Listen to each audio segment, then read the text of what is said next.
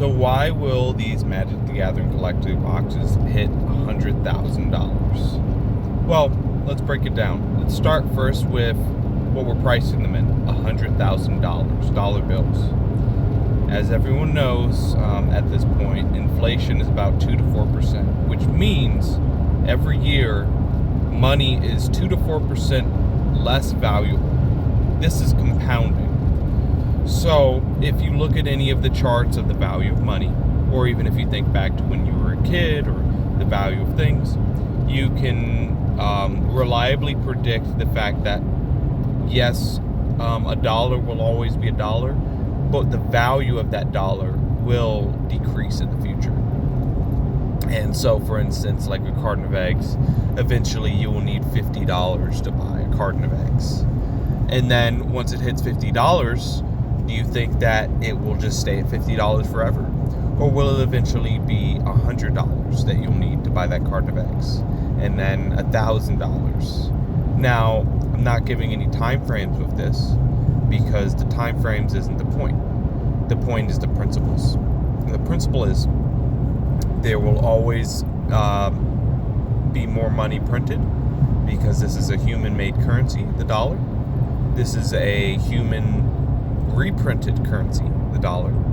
And with the reprints comes the price will go up. So let's jump over to Magic. Currently, we have some of the collector boxes hitting $1,000, $2,000, $2,500. And when you look at these prices and you think, well, let's say the value stays the same. You bring in the factor of the dollar being worth less. And so even if nothing changed about these values of these boxes would go up to not only $10,000, $50,000, but once it hits $50,000, $100,000. So you have the value of the dollar pulling that action. And then you have the supply and demand pulling that. Let's say you take the dollar away, the inevitability of the dollar doing the same price action, and you take the supply and demand. So let's say there's 10 boxes on the market, in the entire market, and let's say the box is priced at $2,500, which is Lord of the Rings special right now, and someone buys a box. So there's now 9 boxes, and let's say they open and destroy that box. Now there's 9 boxes left. Do you think those 9 boxes should be worth $2.5K? The same price? Or should it be worth slightly higher, since there's slightly less demand? So let's say it is supposed to be slightly higher. Then let's say another 4 boxes are purchased and bought and destroyed. So now you have 5 boxes left on the entire market. And yes, right now we're not factoring in the fact that extra boxes will enter the market.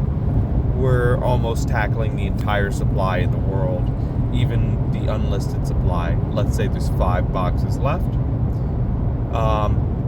Do you think that they should still be worth $2.5K? Because the boxes have gone from there's 10 left at $2.5K to 5 left at $2.5K. And so you can see how not only is the dollar bringing it down, bringing the price up, but the supply is bringing the price up. And I'm not necessarily talking about the value of the dollar. Sorry, we're going to go into darkness because this light is just way too shiny right now. You know what? Let's turn on this light. And that should be good enough. There we go. Sorry, guys. So there you go. And so you have 2 things that are nudging the price: the supply and the value of the dollar. Unfortunately, the value of the dollar is a strong pull for price. And every time when you have a price that a box sells at, you have to think, yes, this box is selling for this price, but is it going to be this price forever? Are you going to expect it to be the same price in 5, 10, 20 years? You almost never will, because the price won't stay the same. Even if you didn't have the dollar making everything go up in price, supply and demand would guarantee that the prices will go up, because every so often someone's going to roll into the market and purchase a box. Yes, some people will come in and bring in their boxes and put them on the list them on the market. But once those are gone from their hands, and let's say they get destroyed or opened for a stream or whatnot, or someone wants to crack a box, whatever it might be, or maybe they throw into their collection for long term, maybe they get lost in the mail, that box will most likely not be returned to the market for a realistically long amount of time, or ever, if it gets destroyed. And so I think about that, and I think, let's say you have a box of Lord of the Rings special, $2,500. And you think, yes, okay, it's $2,500 right now. Could it go higher? Yes, it could. So it's headed towards $5,000 realistically. Now let's magically jump to a point where it does make it to $5,000. Will it go higher? Yes, it could. So it would be heading to $10,000. Let's say you jump to a point where it's $10,000. Could it go higher? Yes, it could. Now it's $50,000. Could it go higher? Yes, it could. Now it's $100,000. Now, obviously, there's time within this. There's maybe some ups and downs. Maybe there's some spikes in supply in the market. Maybe there's some drawdowns on demand. Who knows what happens in this trail? Who knows how long this path it could take for a box like Lord of the Rings Special, or a Pokemon box like Evolving Skies, to make it to $100,000. But as you see, this staircase is how these products inevitably climb in value. It doesn't have to make sense. It doesn't have to be fair. And it doesn't have to give you time to buy. It doesn't have to make sense for, let's say, card games should be cheap, or these cards should be affordable, or no one should be buying that. No one should be paying this much for it. That could all be true. But here's another thing, another factor of this. Let's say no one will ever spend more than $5,000 for a Lord of the Rings special collector box. Well, it doesn't mean that box won't be purchased eventually because of arbitrage. So let's say people are protesting the boxes and no one wants to open the boxes because they're $5,000. But the collector packs, let's say people are opening the collector pack for $1,000 each. Well, that would make the potential for buying that box to be insane, because the box would have 12 packs, which would be $12,000. So you would expect for the $5,000 boxes to all be purchased. And so you have another draw on the price. You almost have opportunity where, let's say, a box of Lord of the Rings Special is $2,500 and it remains there for as long as it reasonably can. Let's say no one will ever buy that box unless they can profit off of it in some way, if it's not the singles, but let's say the packs.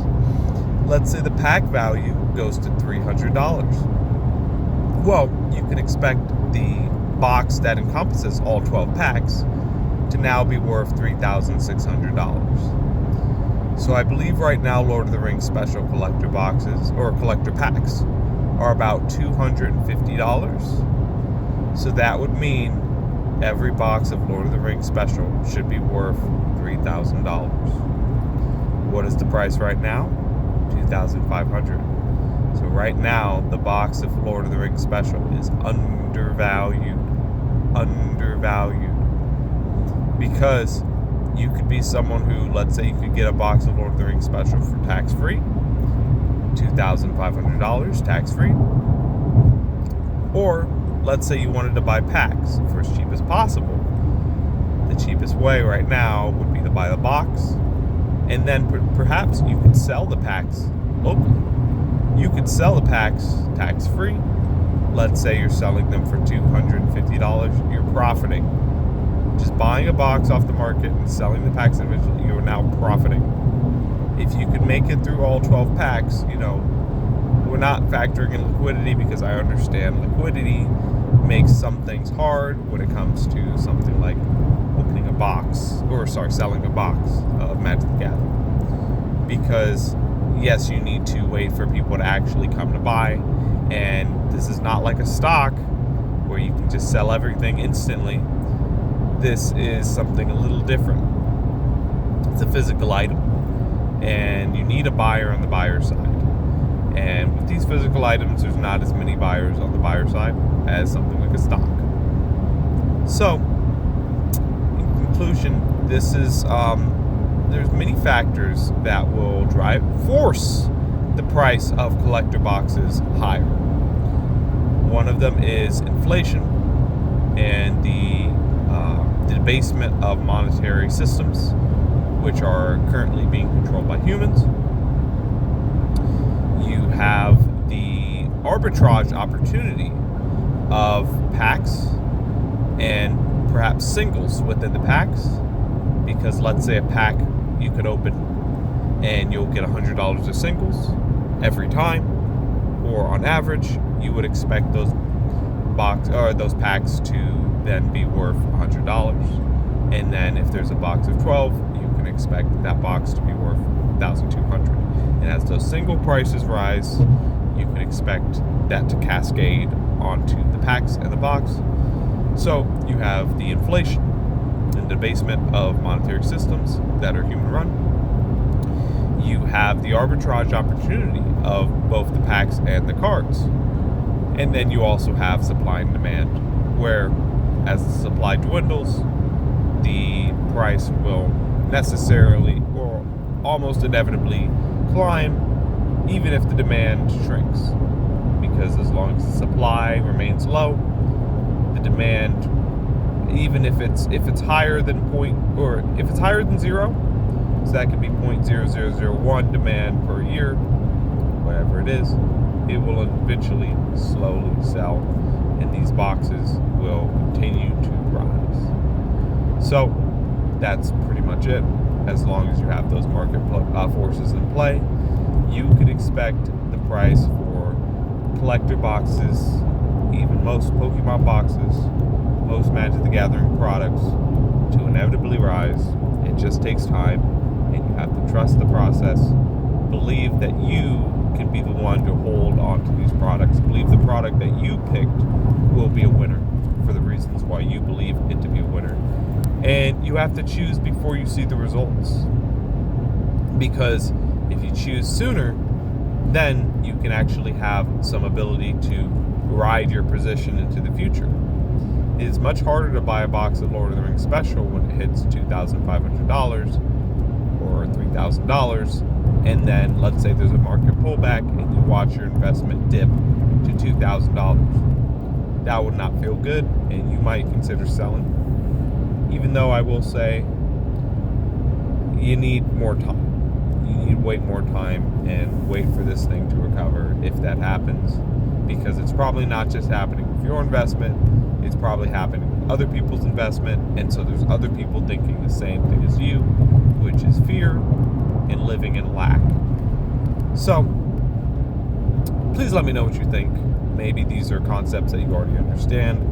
I'm hoping to explain this to some of those uninformed people who may be browsing social media, and maybe some people who don't understand why people hold and sit on sealed product, and when it goes up, why they continue to hold.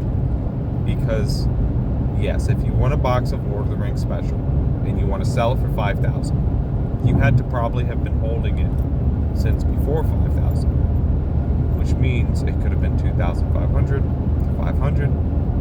Maybe you were one of the lucky few who were buying those boxes when they were $250, and now you've seen it not only 10x, but you're preparing it to 10x once again. So that's pretty much it. Please leave a like, comment, and give me a subscription.